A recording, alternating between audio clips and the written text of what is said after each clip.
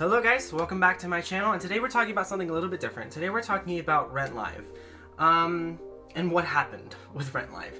And I want to right off the bat, I want to say, Rent is one of my all-time favorite musicals. I think it's truly amazing, the message and the music, both. And I also do want to say, I didn't hate this Rent Live thing, even though the title may suggest what happened to Rent Live. I didn't hate it. There are things that I wanted to talk about that I've heard other people talking about, but I just wanted to delve a little bit deeper into that sort of stuff. I do want to say this is just my opinion.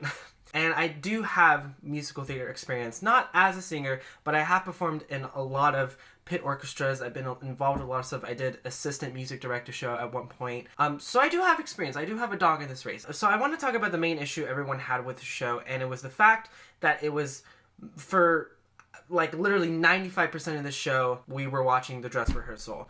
We were told that it was going to be a mixture between dress rehearsal and live feed. I didn't notice. I had the impression that we were watching the dress rehearsal up until the final 3 songs. I might be wrong in that, but that was just my impression. But it was very apparent as soon as they switched to the live feed. I felt like everything was balanced better. I felt like the quality of the singing shot up drastically. So I'm not entirely sure why we just couldn't, because they were filming alongside of what was being aired. They were filming, they were doing sort of an improvised staging of everything, because, Brendan Hurt, because of his foot injury that he endured in the dress rehearsal, he was in a wheelchair for the actual night of the thing. They couldn't get around the wheelchair thing. That for me is just like, I don't know. And I get the idea of the live concept, and it's also the reason why they didn't bother with understudies. I feel like even though the point of these live musicals is to get more people into musical theater, to make it more accessible, it's still, no matter what, it is TV, and it works differently than musical theater in a show, and I'll get to more of that later. But the fact that they didn't cast understudies is not surprising to me, because they really do hype up the cast going towards the show as it approaches. And obviously the fail-safe for something like this happening is to have footage present of the dress rehearsal. So they did shoot the dress rehearsal with an audience and everything, so as a sort of fail-safe. I also want to address the idea that the singers were apparently marking during this dress rehearsal. Now, for people who don't know, marking is essentially when the singers saving their voice, essentially. So not necessarily going out completely on their songs, on the high notes and that sort of thing. I don't know where people got this idea.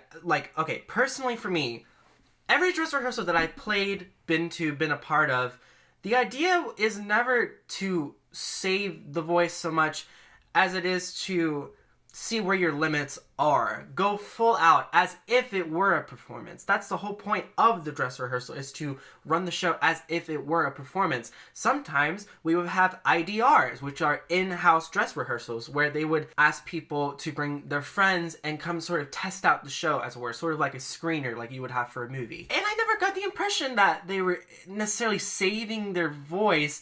Any sort of downfalls I've heard in the singing, I've just sort of chalked up to the fact that it was outside of that singer's ability or skill. And that's not to drag any of the singers at all. I think everyone did a pretty good job, because it also is a very difficult musical to sing to begin with. I never got the impression that people were saving their voices or not going full out on their...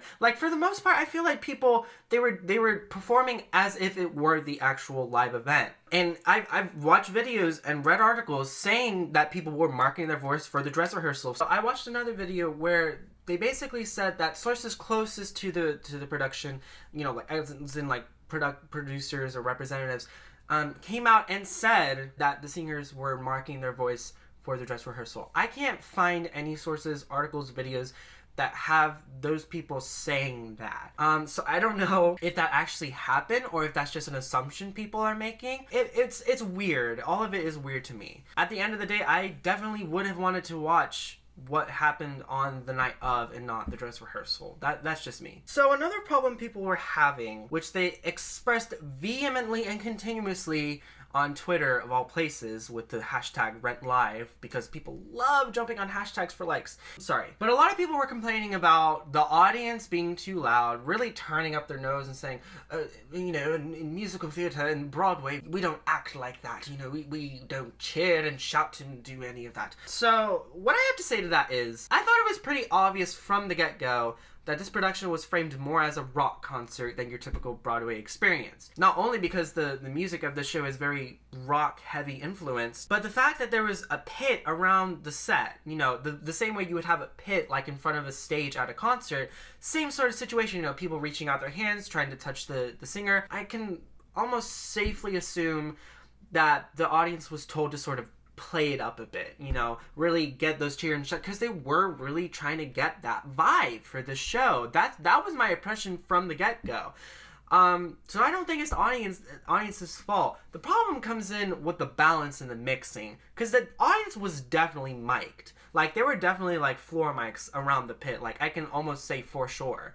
Because you can definitely hear them in the feed with the music and the vocals. The problem is the balancing, in which there was none. The problem was people couldn't hear the music and the vocals over the loud cheering audience through no fault of their own. You know, they were told to do so, and they were just acting accordingly. And even when the audience wasn't a component of it, sometimes the music was just too loud. Like, I couldn't hear the vocals at all.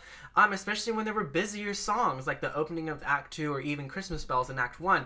There were just so many lines, and that's, you know, always hard for someone balancing a show to get all those different parts. Like, I get it, but at the same time, it's TV, so there are different sort of standards for sort of mixing this thing. You're not watching it, you're not hearing it in a live space, you're hearing it through a feed through your TV. I think that feeds into my theory more about how they weren't marking during their dress rehearsal, because if you think about it, even in dress rehearsals, there are people at the soundboard still trying to find that perfect balance. Even during the actual shows, people are tweaking, you know, making sure everything can be heard. So how are you supposed to, like, balance a show during a dress rehearsal if the singers are not singing full out? You know what I mean? Like, if they're not singing to their full volume, to the full, like, capacity that they're going to sing, there's no way that the engineers can remember to, like, or write down notes and spots where they need to turn down the mic just a little bit so that loud, high note isn't, like, buzzing in everyone's ears, you know? So again, this whole thing is very weird to me. Like, just from my personal experience of doing shows,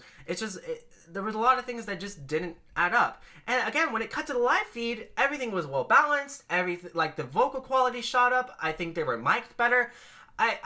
I just wish there had been more preparation for this kind of thing, you know? Now, the last negative thing I want to talk about, because there are good things, there are things that I loved in this, but I want to save it for the end because I want to end on a good note. Another thing that I didn't enjoy with this experience, and through no fault of the show, honestly, was the idea of people, you know, making hate watch parties, like doing hate, like inviting all their friends over specifically to hate watch this show. Now, the problem is, I find it sort of hypocritical, honestly, because the same type of people that are advocating for Broadway musicals to be more accessible to other people are the same people doing these hate watch parties. And I know people specifically and personally who do this sort of thing. Now again, I have hate watched things. I have hate watched Twilight, and it was hilarious. I've done it before, so I'm not trying to say like you should never do it. It's terrible and blah blah blah.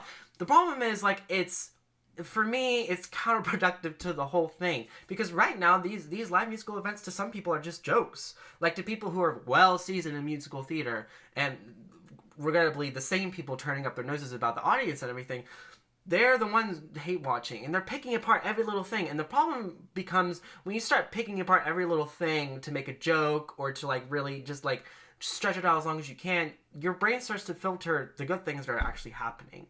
You know, oh, this might be good, but remember that bad thing they did a scene ago. It's kind of like when you go into a movie theater and you're wanting the movie to be good, you're expecting the movie to be good, and as you're watching it, your brain is filtering out all the things not sitting well with you, the things that may be bad acting, maybe bad whatever, and by the second, third, fourth rewatch, the cracks in the foundation start to show. The problem with this sort of hate watching is that people are probably not going to go back and watch it again. I don't like the idea of hate watching this kind of thing, because there are people who put their heart and soul into this production. I never got the impression that people were just phoning it in. And not to say the fact that they're not phoning it in doesn't mean you can't critique them. They definitely can be critiqued, but there's a difference between constructively critiquing something and just kind of shitting on it for no reason.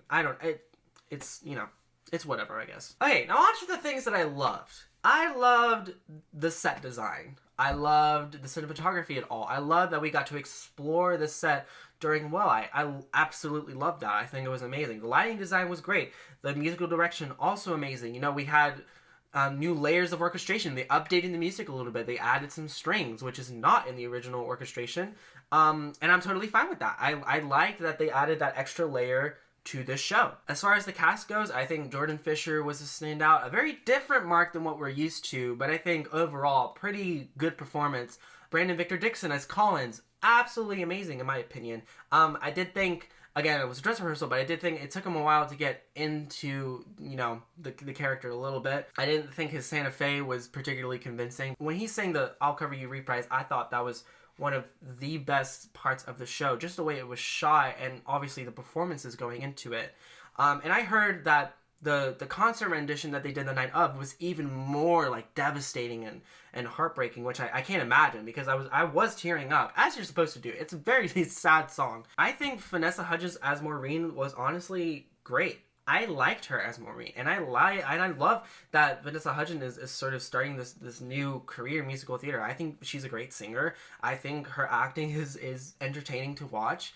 I thought she was great. And the last thing I want to talk about is I love the fact that Fox took the risk of putting a story like this on a major primetime network in a primetime slot. Even though we had a weird thing about censorship with this show, obviously it's not a very family-friendly show, but the fact that they made the idea of like the AIDS crisis and, you know, queer characters, the fact that they made that accessible to people, 8 p.m. on a Sunday night where the kids are still watching, you know?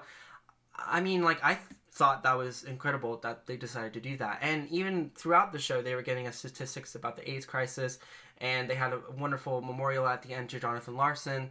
I thought it was great. You know, I loved the message of the show, and no matter what you think about the execution of it, I thought the message was, at the end of the day, pretty clearly conveyed. So for what it is, I appreciate what they did. Even though I do have my nitpicks about the execution, I am a very strong proponent in the fact that you can critique something and still love it, you know? So, again, not my favorite performance of Rent, but at the end of the day, I did enjoy it, and I'm glad that they did it. Alright, that's my thoughts on Rent. Before I go, I want to tell you guys about my new channel. Basically, I wanted to do a channel where I didn't have to make videos just about music. You know, I wanted to make videos about, you know, day in the lives, you know, what my life is like, my friends, that sort of thing. And you can find all of that stuff on my channel, Andre Being Andre. But if you want to go over there and check out, there are a couple of videos posted already. If you want to subscribe, that would be great. Not to worry, I'll still be making videos for this channel because there are always things to talk about when it comes to music. Anyways, thank you guys for watching. I love you. Like, comment, subscribe, all that good stuff. What did you guys think of Rent Live? Leave it down in the comments. I want to have a discussion going. Did you agree with the things I said? Do you disagree? If you disagree, please be respectful. I did get a hate comment, like first ever, well, not first ever, but like I did get a hate comment on one of my videos, and I don't know what to make of that.